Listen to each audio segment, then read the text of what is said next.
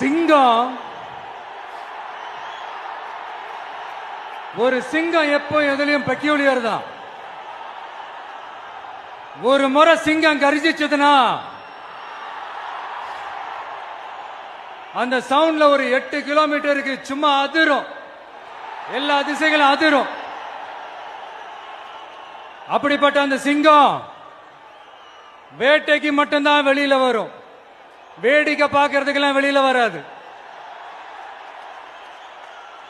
வேட்டையில கூட உயிரோடு இருக்கிற மிருகங்களை தான் வேட்டையாடும். அதுலயும் பெரும்பாலும் தன்னை விட பெரிய சைஸ் உள்ள மிருகங்களை தான் குறி வச்சு தாக்கும், ஜெயிக்கும்.